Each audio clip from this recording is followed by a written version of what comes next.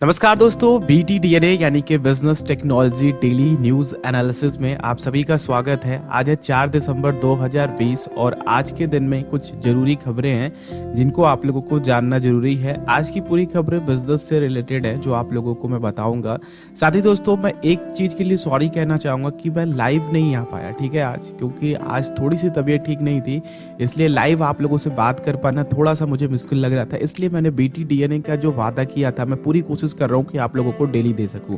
तो make sure कि आप लोग अगर चैनल पे नए आए हो, जितने लोग भी अभी तक चैनल को सब्सक्राइब करके बेल आइकन को नहीं क्लिक किए हो तो बेल आइकन को क्लिक कर लेना। और कई लोग ऐसे हैं जिन्होंने बेल आइकन को क्लिक किया है पर उन तक नोटिफिकेशन नहीं पहुंचती है, तो आप लोग अपने नोटिफिकेशन आइकन को चेक कर लेना कि वो ऑल नोटिफिकेशन पे क्लिक्ड है, तो आप लोगों तक नोटिफिकेशन पहुंचती रहेंगी। चलिए, तो सबसे पहली चीज दोस्तों जो मैंने आप लोगों को बताना था वो है कि जो भी मॉनेटरी पॉलिसी है उसमें रेपो रेट जो है वो किसी भी तरह की चेंजेस के साथ नहीं है, 4% पे ही है। रिवर्स रेपो रेट को भी 3.35% रखा गया है। कैश रिजर्व रेशियो को भी 3% रखा गया है।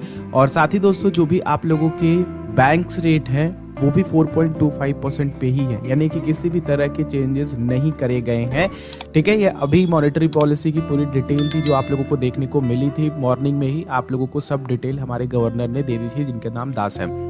नेक्स्ट दोस्तों, RTGS की सुविधा आप लोगों को बहुत जल्द ही 24 घंटे मिल सकती है और इसके लिए अपडेट आने शुरू हो गए हैं। मे बी आप लोगों को 24/7 ये सुविधा मिलती रहेगी। और अगर हम लोग बात करते हैं दोस्तों की MPC में ही, तो जिस तरह के अनुमान लगाए गए हैं वो मैं आप लोगों को बताना चाहूँगा यहाँ पे। तो सबसे पहले जो रियल GDP ग्रोथ हो सकती है 2020-21 के लिए वो रह सकती है -7.5% तक, ये एस्टिमेशन लगाया गया है। और इस तरह की जो एस्टिमेशन है कह लीजिए कि ये पूरी तरीके से कंफर्म्ड इसी के आसपास रहने वाली है। वहीं पे अगर हम लोग बात करते हैं GDP ग्रोथ के एस्टिमेशन की फोर्थ क्वार्टर के, तो 2020-21 के थर्ड क्वार्टर तक जो भी आप लोगों की ग्रोथ रहने वाली है वो 6.8% तक का अनुमान लगाया जा रहा है। वहीं पे 2021 के फोर्थ क्वार्टर में, यानी कि जनवरी से लेकर के आप लोगों का आने वाले तक महीने में जो क्वार्टर है, तिमाही है, उसमें आप लोगों का 5.8% की ग्रोथ देखने को मिल सकती है। अगर आप लोग बात करते हैं इन्फ्लेशन की दोस्तों, तो इन्फ्लेशन का जो एस्टिमेशन लगाया गया है नेक्स्ट फाइनेंशियल ईयर के 2021-22 के लिए, जो फर्स्ट छमाही के लिए है वो है आप लोगों का 5.2 से लेकर के 4.6% तक। ये आप लोगों का इन्फ्लेशन एस्टिमेशन है कि इस तरह की महंगाई दर रह सकती है। तो उसी हिसाब से आप लोग अपना इन्वेस्टमेंट बनाइएगा। अगर आप लोग देख रहे हो एक शॉर्ट टर्म के इन्वेस्टमेंट से और अपने कुछ प्रॉपर्टी वगैरह में इन्वेस्ट करना है, तो उस प्रॉपर्टी की कीमत वगैरह आप लोग 5.2 मैं कहूँगा कि 6% के इन्फ्लेशन रेट पे बढ़ा करके देख लेना, ठीक है। नेक्स्ट दोस्तों आप लोगों के लिए BTDNA में है कि आप लोगों के लिए एक प्राउड मोमेंट है। हमारे देश के मूल से बिलोंग करने वाली, जो कि अभी फिलहाल तो ये अमेरिका में है, गीतांजलि राव, इनको टाइम मैगजीन ने किड ऑफ द ईयर के अवार्ड से नवाजा है। मैं आप लोगों को बताऊंगा इनकी थोड़ी डिटेल जो आप लोगों को जानना है कि ये आखिर क्यों डिजर्व करती हैं टाइम मैगजीन के फ्रंट कवर पे। सबसे पहले तो आप लोग ये जानिए कि ये टाइम मैगजीन पे ये पहली बार होगा कि किसी बच्चे की फोटो, कह लीजिए किसी किड की फोटो उसके मैगजीन कवर पे देखने को मिल रही है। अगर आप लोग इनके बारे में जानना चाहते हैं, गीतांजलि राव जी के बारे में, तो इन्होंने क्वालिटी रिसर्च करी है वाटर पे, और जो भी वाटर के केमिकल्स वगैरह हैं उनकी जांच करने में काफ़ी बड़ी, कह लीजिए कि योगदान दिए है। इनके पेरेंट्स भी साइंटिस्ट हैं। अगर आप लोगों को बता दूं, इनके रिसर्च में इन्होंने अपने पेरेंट्स के रिसर्च लैब में ये खोज करी थी कार्बन नैनो ट्यूब से, ठीक है। तो कार्बन नैनो ट्यूब को दोस्तों अगर वाटर में डाला जाता है तो इसकी जो सेंसिटिविटी होती है वाटर के साथ काफ़ी सिलेंड्रिकल वॉल्यूम के साथ होती है, ठीक है।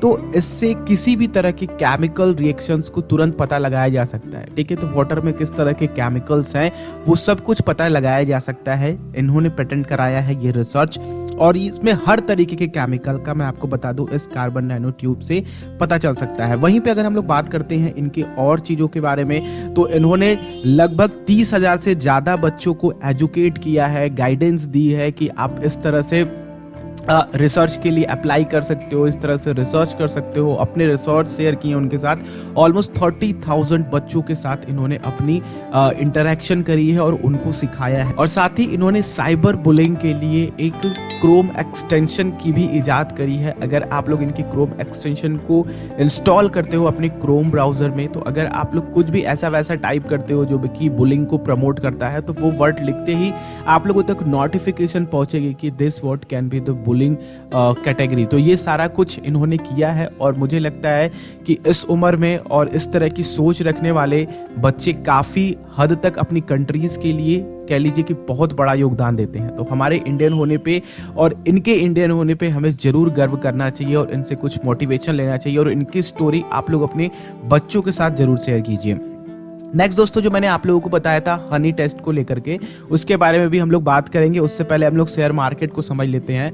तो शेयर मार्केट दोस्तों काफ़ी हैप्पी लग रहा है जो मॉनेटरी पॉलिसी के लिए जो भी अपडेट्स आई हैं। सेंसेक्स ऑलमोस्ट 45,000 को टच करके 44,961 पे आकर के बंद हुआ। 13,000 इसने भी निफ्टी ने भी हाई बना करके 13,134 पे अपनी क्लोजिंग दिखाई है। तो शेयर मार्केट दोस्तों मूव कर रहा है, पूरी ध्वस्त पड़ी हुई है, लेकिन शेयर मार्केट में काफ़ी अच्छी ग्रोथ देखने को मिल रही है। अब ये पता नहीं कह लीजिए कि शॉर्ट टर्म के लिए है या फिर दोबारा से मार्केट करेक्ट हो सकता है, कुछ भी कहा नहीं जा सकता। लेकिन मॉनेटरी पॉलिसी का सेंसेक्स और निफ्टी पे काफ़ी असर पड़ा है, काफ़ी अच्छी बाइंग आई है, काफ़ी अच्छे इन्वेस्टमेंट आए हैं शेयर मार्केट में।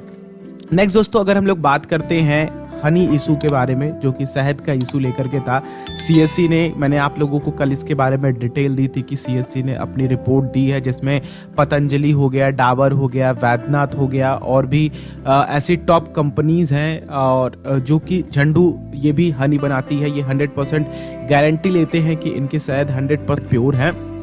तो उनको लेकर के मामला काफ़ी तूल पकड़ रहा है और फसाई ने कहा है कि जो भी सीएससी ने टेस्ट करे हैं वो टेस्ट की रिपोर्ट मुझे दिखाए कि इनके टेस्टिंग का तरीका क्या है। साथ ही इन्होंने हिदायत भी दी है कि जो भी इनके द्वारा हनी को टेस्ट करने का तरीका है या फिर जो भी मापदंड बताए गए हैं उनको फॉलो नहीं किया गया है। इनमें जो राइस सिरप को आइडेंटिफाई करने के लिए कह लीजिए कि केमिकल यूज किया जाता है, वो केमिकल ना यूज करके लो क्वालिटी का केमिकल यूज किया गया है। फसाई ने ऐसा कहा है अपने स्टेटमेंट में। बाकी इन्होंने एक लेटर लिखा है सीएससी को कि जो भी जिस भी तरह से इन्होंने उन शहद पे जो भी इन्होंने 22-25 शहद की टेस्टिंग करी है वो ला करके उनको दे और उसके जो भी मापदंड है वो सब कुछ हमें बताएं और हम उनको देख परख करके आपकी टेस्टिंग को अप्रूव करेंगे। तो देखते हैं कि क्या करता है सीएससी, क्या ये बेसिकली उसको देना तो पड़ेगा ही। लेट्स सी कि आगे क्या निकलता है, क्योंकि पतंजलि अगर हम बात करते हैं तो काफ़ी बड़ी ब्रांड है इंडिया में और पतंजलि ये दावा करती है कि वो नेचर से चीज़ें लेकर के बनाती है, केमिकल का कम यूज़ करती है। साथ ही मैं आप लोगों को बता दूं कि इन्होंने इनके टूथब्रश और इनका जो भी आंवला का जूस था उसमें भी इनके जो मापदंड थे वो खरे नहीं उतरे हैं, पूरी तरीके से ध्वस्त हो चुके हैं। तो और यहाँ पे अब शहद को भी लेकर के चीज़ें आप लोग के सामने आई रही हैं। पता नहीं पतंजलि इन सब चक्करों में कैसे फंस जाता है या फिर कह लीजिए पतंजलि केवल एक ऐसे ही आप लोगों के सामने डेटा पेश करता है। बाकी आप लोगों का क्या मानना है नीचे इसके बारे में बताइए। क्या सच में पतंजलि के जो भी शहद है वो पूरी तरीके से प्योर नहीं है? क्या उनमें राइस सिरप मिला करके उनको गाढ़ापन दिया जाता है, उनमें शुगर मिला करके उनकी मिठास बढ़ाई जाती है? नीचे आप कमेंट करके बताएं जरूर पतंजलि, डाबर या फिर आप लोगों के वैद्यनाथ और झंडू के जो भी शहद हैं उनके बारे में। नेक्स्ट दोस्तों, जो आप लोगों के लिए है वो काफी हैरान करने वाली न्यूज है कि अब जो है एयरटेल है वो कस्टमर्स के किंग बन गया है, यानी कि नए कस्टमर ऐड करने के लिए किंग बना दिया गया है इनको। कैसे? जैसा से ये देखिए, जो एयरटेल का डेटा निकल करके आया है सितंबर महीने का, वो नए कस्टमर जोड़ने का 3.77 मिलियन है। यानी कि अगर आप लोग इसको ऐसे देखते हैं तो 30 लाख यार इन्होंने नए कस्टमर जोड़े हैं सितंबर महीने में। जियो ने लगभग 10 लाख यानी कि 1.46 मिलियन नए कस्टमर जोड़े हैं। वहीं पे अगर आप लोग देखते हैं BSNL को, तो BSNL ने 78,000 नए कस्टमर्स को जोड़े हैं। वोडाफोन आइडिया ने सितंबर महीने में लगभग 46 लाख नए कस्टमर्स को अपने खो दिए हैं। तो कुल मिलाजुला करके वोडाफोन आइडिया से निकल करके जियो एयरटेल में लोगों ने शिफ्ट किया है, वो देखने को मिल रहा है। लेकिन दोस्तों, जो भी 2016 से लेकर के अभी तक के डेटा है, उसमें एयरटेल ने पहली बार बाजी मारी है कि उसने इतने नए कस्टमर जोड़े हैं। ऑलमोस्ट 2 गुना कस्टमर्स हैं एयरटेल के पास जियो के कंपैरिजन में सितंबर महीने में। तो इसका एक और रीज़न हो सकता है कि जियो के सभी कस्टमर सफिशिएंट हो चुके हैं इंडिया में, और जो भी वोडाफोन आइडिया से निकल कर के आए हैं, जिनके पास एयरटेल था, जियो लेना चाहते थे, मुझे लगता है उन्होंने ही जियो के लिए अप्लाई किया है। आप लोगों का क्या लगता है? नीचे कमेंट करके इसके बारे में जरूर बताएं।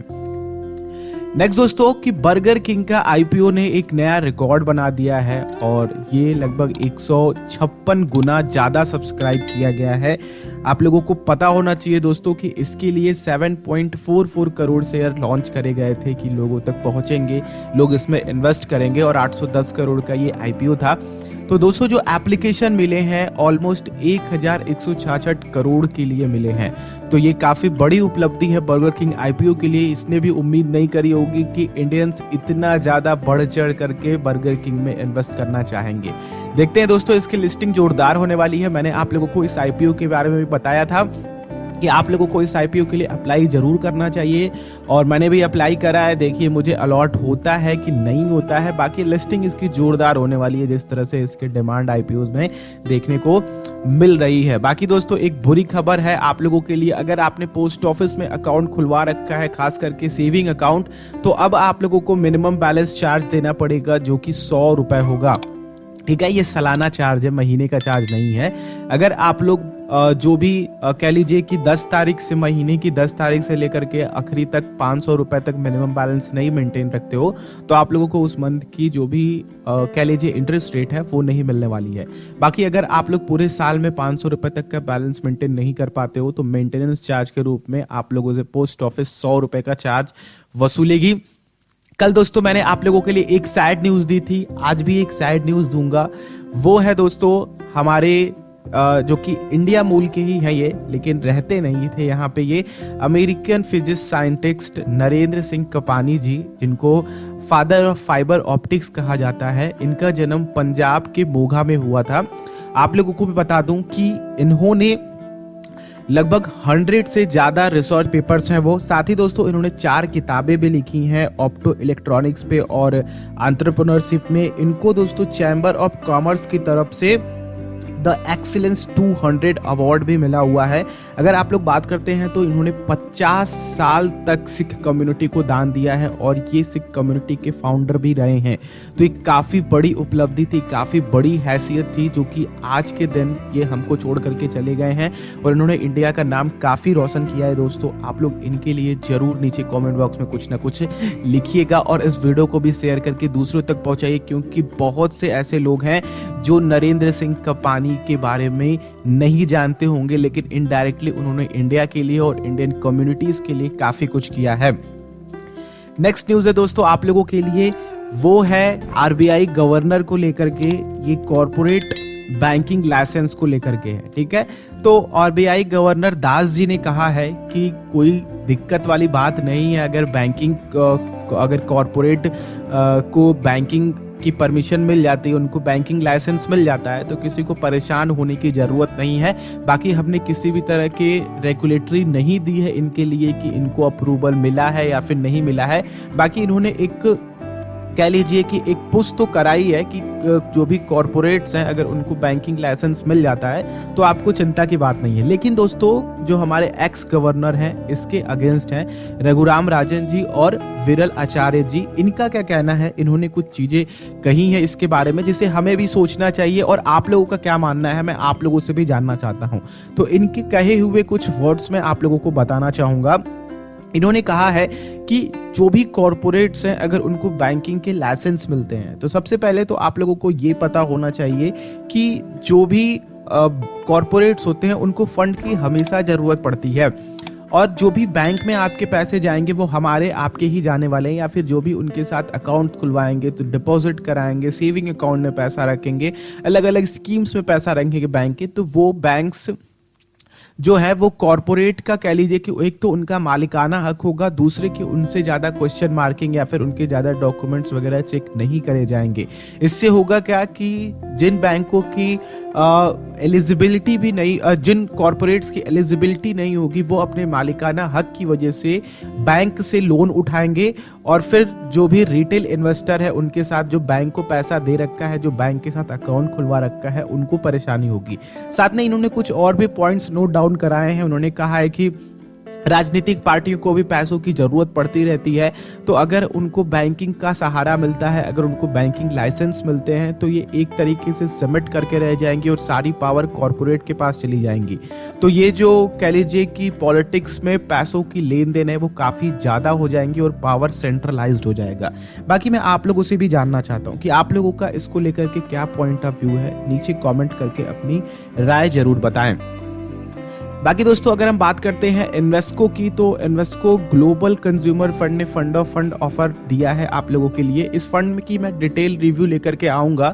ये एनएफओ के तहत आप लोगों के सामने लॉन्च हुआ है, जिसमें आप लोग आज से अप्लाई कर सकते हैं और 18 दिसंबर 2020 तक के लिए खुला हुआ है एनएफओ।